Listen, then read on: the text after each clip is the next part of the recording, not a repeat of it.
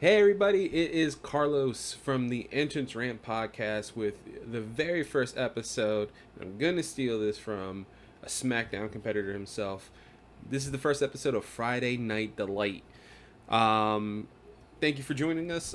We are trying a new format this week on the Entrance Ramp where we still wanted to keep our recaps. I kind of explained this on the Facebook and Twitter social media posts. But yeah, we wanted to keep the recap format that we started with, but we also wanted to address a lot of news. And of course, the first week we addressed news was a very crazy week in wrestling and in the world in general. But yeah, we're getting to like a new flow. We're doing some fun segments. As if you saw, this is being recorded on Friday, July 7th, right after SmackDown. So you may have caught our previous episode from yesterday where we talked about WWE being bought out by Evolve. Links are going to be in the description. We'll also, you can just check out the playlist, Entrance Ramp, and we have a playlist for each of our new shows. But just to calm myself, to tend to ramble, want to just talk about what happened tonight on SmackDown. So like I mentioned, we all broke down our shows. Nick is covering Raw with Monday Night Nick, I think is the name of the show. He named it. I thought it was awesome, and I totally forgot. I'm forgetting the name. Not gonna look it up. This is awesome. We have Wednesday Night Mark Out with Mark. We need something for NXT. We haven't decided that yet. We don't have like a name or a format for that one yet. But I'm calling this Friday Night Delight from John Morrison. Hopefully, no one comes after me from WWE. We are just a small company starting off, so please, WWE, be easy on us. It's not like you buried anybody, including talent. Anyway, going to SmackDown tonight. It's the June 3rd edition of SmackDown. And the first hour, man, or like pretty much the first, like a lot of the show was pretty good. And then it only had some normal SmackDown BS that we've been accustomed to since moving from to Fox, which is a shame. It really is a shame to me. I've mentioned multiple times on the show that SmackDown was awesome back in the day. It's not really so much now. Thank God we have NXT and AEW, and I pulled the short straw for SmackDown. Anyway, so apologies for me. I have my camera here. I'm going to be reading my notes. Pardon me. All right. So SmackDown started with Matt Riddle coming into the ring, being kind of cut off by King Corbin. And then we got a match between Morrison, who also we had like a scheduled match between Morrison and Riddle, which was awesome. It was a very very great match. If you tuned in to the beginning of SmackDown, you were actually in for a SmackDown unlike any we've gotten so far this year. So we had Morrison and Riddle. Riddle went over in the match, but I'm telling you, man, there was some crazy acrobatic stuff, and it really showed off Morrison's strength. Like, he does the parkour stuff, but that's a lot of core strength he has to use for that.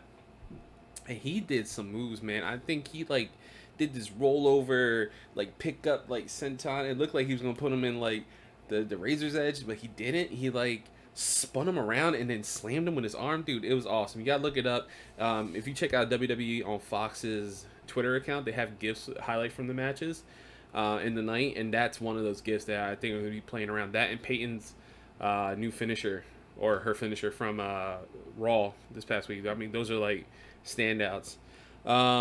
So we had, after the match, Riddle was celebrating. AJ attacked him, continuing their storyline. Since Riddle's debuted on SmackDown, he's kind of like got the ire of Intercontinental Champion AJ Styles. But Gulak, our boy from Philly, Drew Gulak, stopped AJ from attacking him. Too bad, and they actually just went into their match, was for the IC title. So we had Drew Gulak versus AJ Styles, and then here we go again, another banger of a match.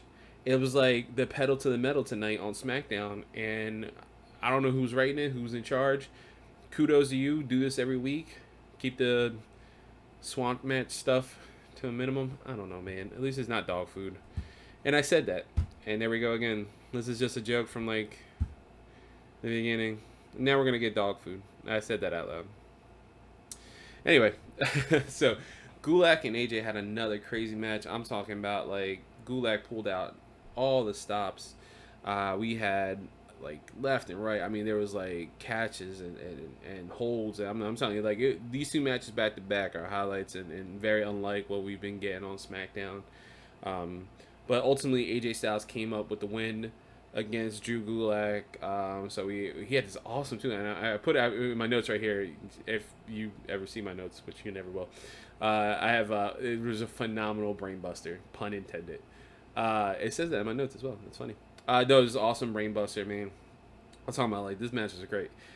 Next segment, moving on, we had Sasha and Bayley celebrating Sasha and Bayley, which is 100% like Sasha and Bayley would. I mean, when they're two role models, they need to celebrate. Someone's not celebrating role models, and someone needs to. And if they had to take it upon themselves, gosh darn it, they will, and they did. And I've said this before, and when we were covering on the main podcast, the women have been just killing it on SmackDown and Raw. I mean, they're the glue that holds WWE together, and that's awesome. Like in a day and age that we used to have like crazy, terrible women's matches, like we've gone so far. And I'll reiterate, man, because that's one of my that was an honorable mention for me. That Pipe Bombshell started everything for me. AJ Lee, I love you. You're awesome. I wish you would have one more match. I understand if you don't.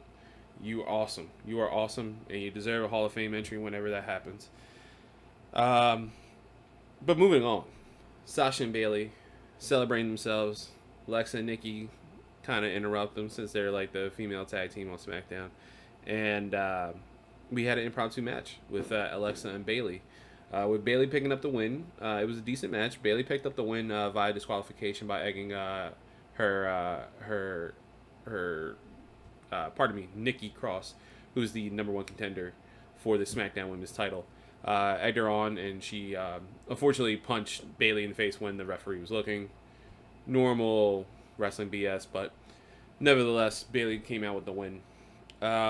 Moving along here, we got a match preview for the Swamp match, Extreme Rules between Bray and Old School Bray and Braun Strowman. Let's see where that goes. It'll be interesting to see. But that's not really worth talking about, really. I guess we'll follow that when we do our predictions for Extreme Rules and we do a review of it the week after. I'm not looking forward to it, though. Next match. How about this one? Former WWE Champion Kofi Kingston versus Shinsuke Nakamura. You love to see it, man. You love to see it. And it was a good match, man. It was a decent match. Shinsuke picking up the win with the Kinshasa. And now we have a tag team title match next week that was announced. We have actually two tag team titles, but one's for the actually title matches, pardon me. The other was just a tag team match. So we have the New Day versus Shinsuke and Cesaro. I'm going to do a prediction for that. I think Shinsuke and Cesaro win. Mark's always been a proponent of why not do stuff in the pandemic. There's not like there's actual fans in the arena. We have, just the development of wrestlers, which is fine. That's not to belittle them, but like you can do whatever you want in WWE right now, right?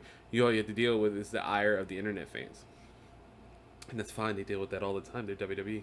They deserve most of the ire that we give them.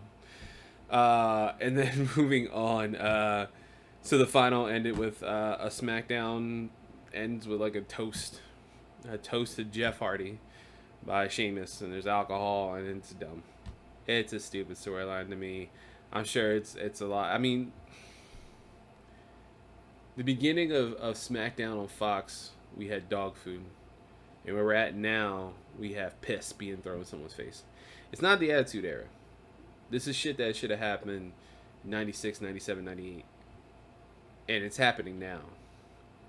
So, I don't know, man. I mean, there was no piss thrown in anyone's face today. Because, WWE got in trouble from Fox. Because standards of practice. Got angry at Fox. But anyway, it's just dumb. This is dumb.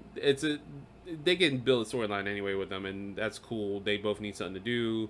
They're both incredible competitors. I don't mind them having a program.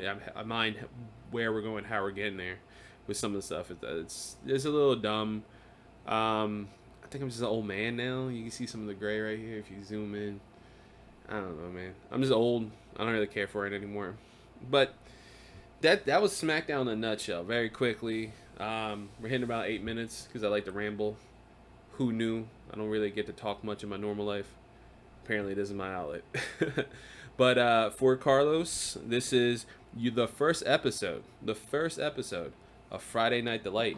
And as we like to say at the entrance ramp, we'll see you at the entrance ramp. Bye, guys.